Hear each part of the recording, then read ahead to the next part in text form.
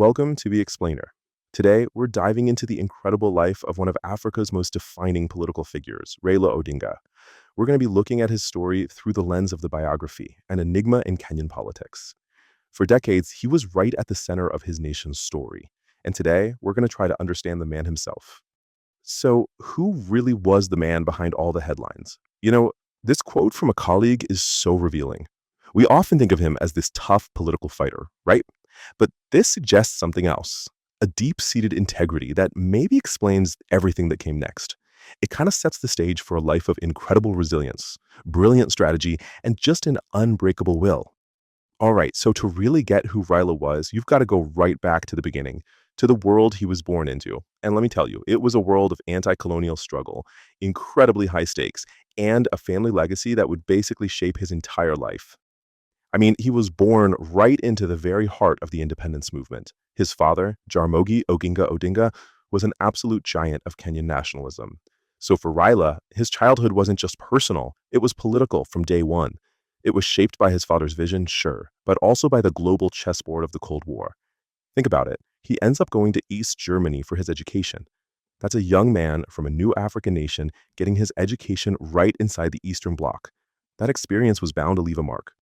Now, here's something the biography really highlights that I find fascinating. He was a product of both his parents, through and through.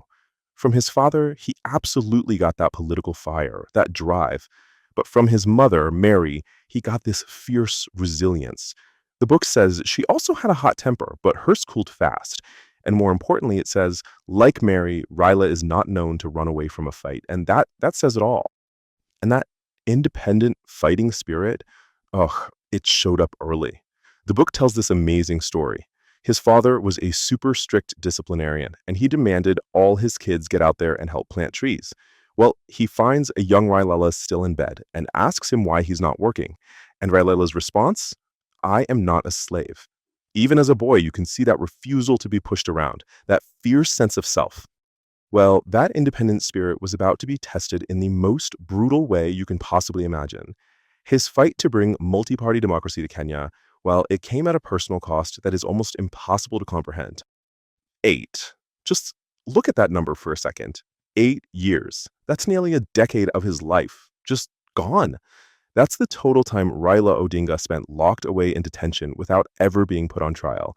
And we're talking about Kenya's most notorious maximum security prisons. All for what? For his political beliefs. And make no mistake, the conditions were designed to do one thing, to break him. This wasn't just prison, it was psychological warfare. He was kept completely alone in a prison block built for 300 inmates. Imagine the silence, the isolation. He had no news, no radio, and letters from his family. They'd be censored and held back for 6 months at a time. It was an attempt to completely erase him from the world. And while he was enduring all this, his family was living through their own nightmare. His wife, Ida, was just incredible. She refused to be silenced, becoming this powerful advocate for his freedom. This quote, it's just a tiny glimpse into the terror they lived with.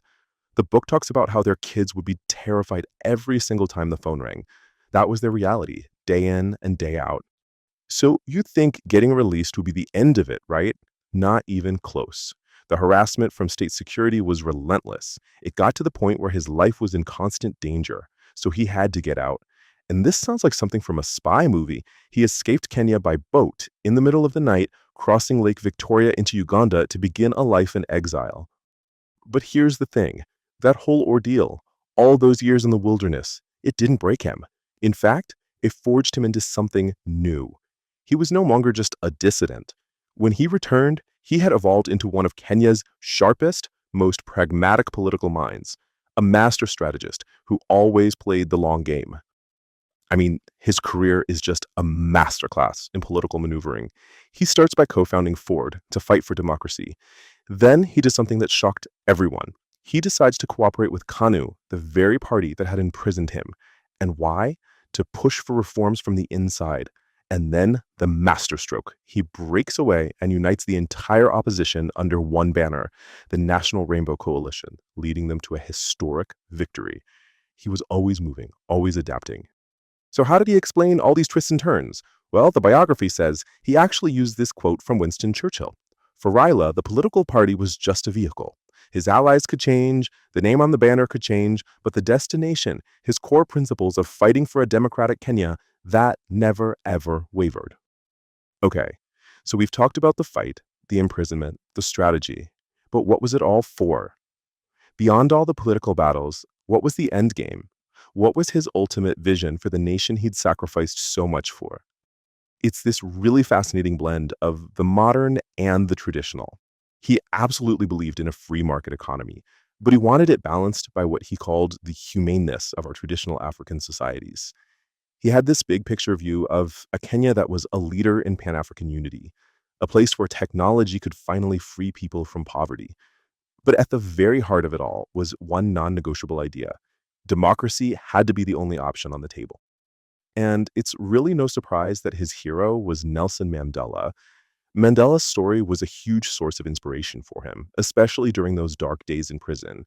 He even used this quote to describe his own journey. It just perfectly captures that relentless drive, that feeling that no matter what you've achieved, the work is never, ever truly done. So, what does it take to leave that kind of mark on a nation? Well, I think the life of Raila Odinga gives us a pretty clear answer.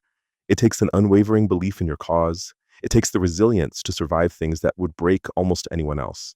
And it takes the strategic genius to play the long, long game. His long walk may now be ended, but you can be sure its impact will continue to shape the very soul of a nation.